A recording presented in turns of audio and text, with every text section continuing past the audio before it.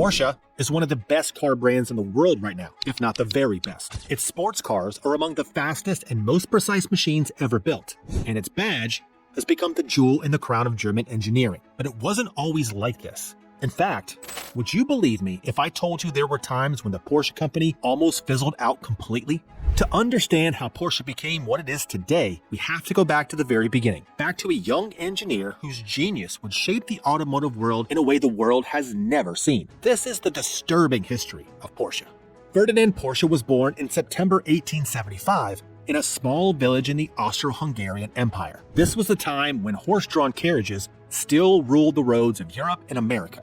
His father was a blacksmith, and from an early age, it was expected that Ferdinand would follow the family trade. But there was just one problem. Ferdinand had little interest in iron, anvils, or horseshoes. Instead, his fascination was drawn toward electricity. For some context, electricity in the late 19th century was not yet part of daily life. Candles and gas lamps were still common, and electric light was seen as experimental, even unnecessary. But Ferdinand was obsessed. He spent countless hours in the attic of his family home experimenting with wires, circuits, and generators, driven by a curiosity that his father initially dismissed as nonsense. And to be fair, it must have seemed like a distraction from real work. That obsession would soon reveal itself as rare talent. Recognizing his son's determination, Ferdinand's father eventually enrolled him in a technical school, where his abilities became impossible to ignore. It quickly became clear that this boy was a genius. At just 18 years old, Ferdinand moved to Vienna and found work at an electric machinery company.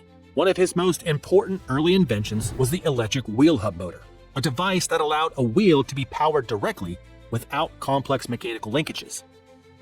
To put it in perspective, this was technology that would not become mainstream until more than a century later. Around this time, the first automobiles were beginning to appear across Europe. They were unreliable, expensive, and mostly seen as experimental machines for the wealthy. But Ferdinand saw the potential, and he seriously believed that the future of transportation would strongly depend on intelligent design and efficiency. This belief led him to create his first automobile, an electric car built on a wooden carriage frame. It wasn't that spectacular because it was slow, heavy, and limited by battery technology. But more importantly, it worked. And most importantly, proved that Ferdinand was thinking far ahead of his time. As the years went on, Ferdinand continued to push boundaries, combining electric motors with gasoline engines to create what was essentially the world's first hybrid vehicle. It was an engineering marvel, but also a commercial failure. The technology was too heavy, too complex, and too expensive for the world of that era. Still, these failures did not stop him. Rather, they simply refined his thinking. And by the early 20th century, Ferdinand had established himself as one of the most respected automotive engineers in Europe. But dark times were ahead. When the First World War broke out, the automotive industry shifted almost overnight from racing and luxury to military production. Ferdinand Porsche, like many engineers of his time, was drawn into designing engines and machinery for war.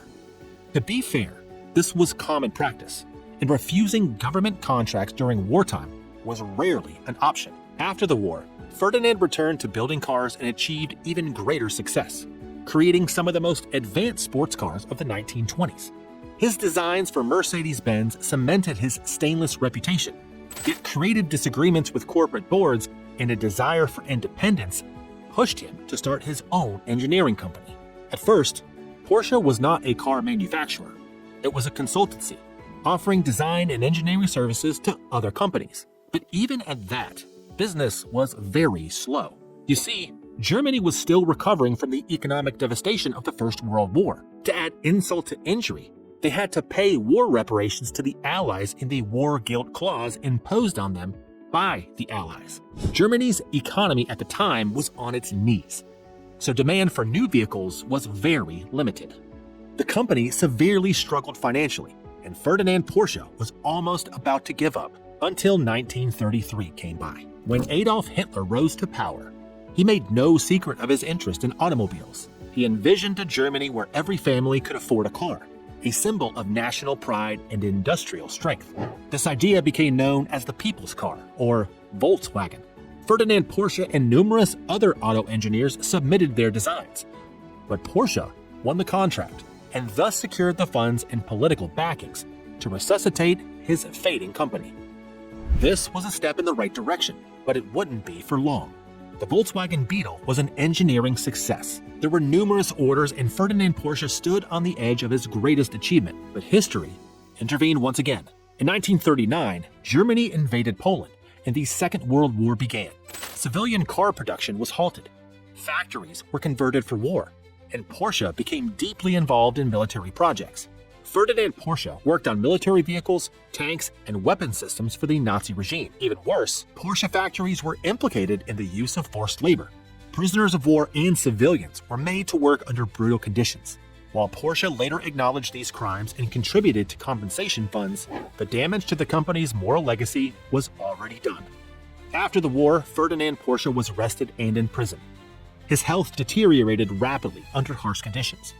The company he built was once again on the brink of collapse. At this moment, leadership passed to his son, Ferry Porsche. But unlike his father, Ferry was not driven by ambition alone. He was practical, cautious, and deeply aware that Porsche needed to change if it was to survive. With limited resources, Ferry made a strategic decision that would define the brand's future. Instead of competing directly with large manufacturers, Porsche would build small, lightweight sports cars using existing components. This approach reduced costs, minimized risk, and allowed the company to focus on driving performance rather than scale.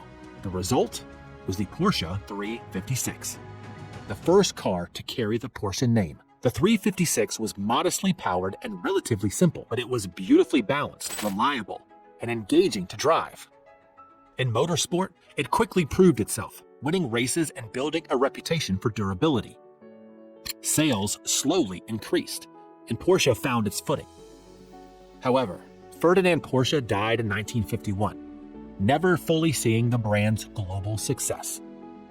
Then, in the 1960s, Ferry introduced the 911. This is the car that would define Porsche forever. The 911 was unlike anything else on the road. Its design was instantly recognizable, and its performance was extraordinary. It was fast, but also usable. And just like that, the 911 became the backbone of Porsche's business and the symbol of the brand itself. It dominated racetracks, won endurance races, and built a cult following that persists to this day. However, by the late 1980s and early 1990s, troubles returned. Currency fluctuations, rising production costs, and declining sales pushed Porsche into another crisis. Once again, the company was between the devil and a hard place. But instead of giving up, Porsche decided it was time to enter the SUV market. At the time, this decision was seen as heresy. Porsche was a sports car brand, a racing brand, not a family car. But from a business perspective, the switch was a sound move because SUVs offered higher margins, broader appeal, and more stable demand. When the decision was finally accepted, Porsche created its first SUV, conveniently named Cayenne. And to everybody's surprise, the Cayenne became one of Porsche's best-selling vehicles and effectively saved the company. It provided the financial stability needed to continue developing sports cars and investing in technology. To be honest, without the Cayenne, Porsche might not exist today. It was a gamble that paid off. In the years that followed, Porsche expanded its lineup while carefully protecting its core identity. Models like the Panamera and later the electric Taycan showed that Porsche could adapt to changing markets without abandoning performance. Today, Porsche is part of the Volkswagen Group, operating with global scale while maintaining a distinct brand philosophy. And that is the disturbing history of Porsche. Speaking of Volkswagen, if you want to learn about how Volkswagen lost its way, watch this video on your screen right now. Don't forget to like, subscribe, and share this video with your friends.